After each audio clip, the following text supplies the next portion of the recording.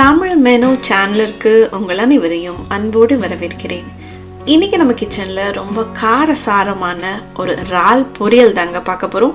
எப்படி பண்ணலாம் பார்க்கலாம் வாங்க.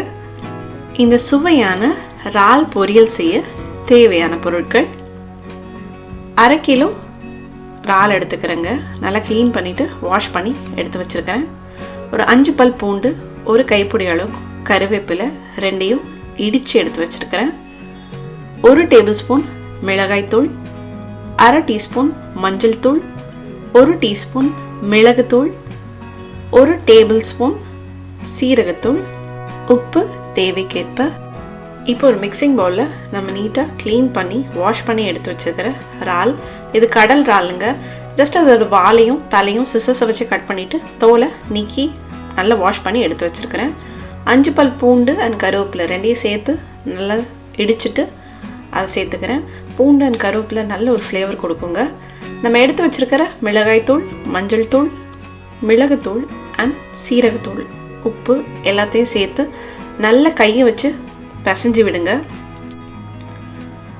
இப்போது இதில் ஒரு கைப்பிடி அளவு கொஞ்சமாக தண்ணி தெளித்து லேசாக பிசைஞ்சு விடுங்க.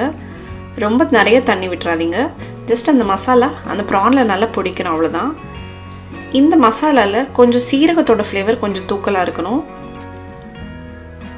நல்லா பிசைஞ்சிட்டு ஒரு 15 நிமிஷமாவது இதை மேரினேட் பண்ண விட்டுடலாம். இப்போது இதை மூடி வச்சிடலாம். உங்ககிட்ட மேரினேட் பண்ணுறதுக்கு டைம் இல்லைன்னா உடனே கூட நீங்கள் பொரிச்சு எடுத்துக்கலாம்.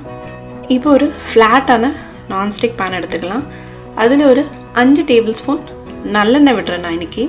நீங்கள் தேங்காய் எண்ணெய், கடலை எண்ணெய், எந்த எண்ணெயில் வேணாலும் பொரிச்சு எடுத்துக்கலாம். இது நம்ம ஷாலோ ஃப்ரை பண்ண போகிறோம்.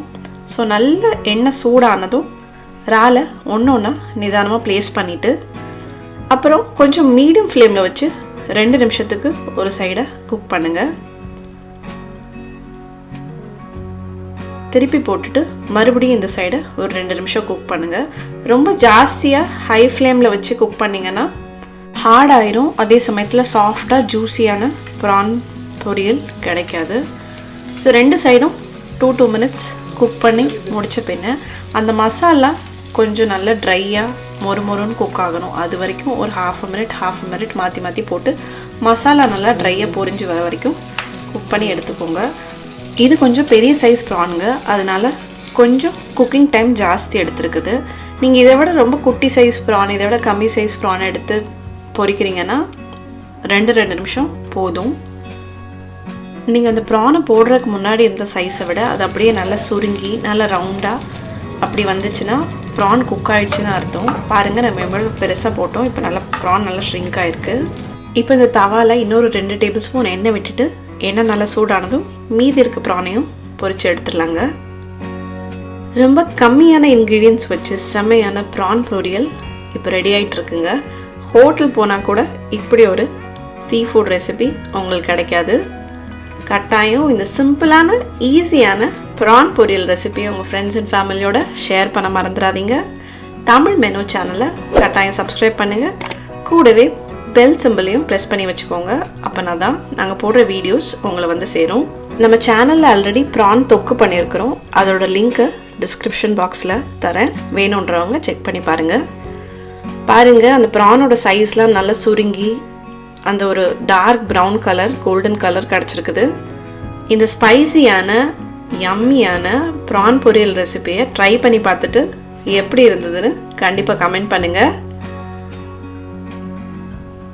நம்ம அந்த பூண்டு சீரகம்லாம் போட்டிருக்கிறதுனால அந்த ப்ரான் பொரியலோட வாசம் ரொம்ப கமகமான கிச்சன் ஃபுல்லாக நிறைஞ்சிருக்குதுங்க. பாருங்கள், ப்ரான் பொரியல் பார்க்குறக்கே தக்கன்னு டெம்ப்டிங்காக இருக்குது. இப்போ இதை டேஸ்ட் பண்ணி பார்த்துடலாம். ஸோ இன்றைக்கி எங்கள் வீட்டில் லஞ்சுக்கு லெமன் ரைஸ், வெண்டைக்காய் பொரியல் அண்ட் நம்ம பண்ண ப்ரான் பொரியல் தாங்க. ப்ரான் பொரியல் சாம்பார் சாதம், தயிர் சாதம், ரச சாதம், வெரைட்டி சாதத்துக்கு எல்லாமே ரொம்ப பிரமாதமாக இருக்கும். லெமன் ரைஸ் பார்க்கவே டெம்ப்டிங்காக இருக்குது, சாப்பிட்டுடலாம். அந்த ப்ரான் பாருங்கள் எவ்வளோ சாஃப்டாக இருக்குதுன்னு பாருங்கள். பர்ஃபெக்டாக குக்காக இருக்குங்க. நல்ல ஒரு ஜூஸியாக, நல்ல காரசாரமாக, உப்புலாம் கரெக்டாக பிரமாதமாக இருக்குங்க. கண்டிப்பாக ட்ரை பண்ணி பாருங்கள்.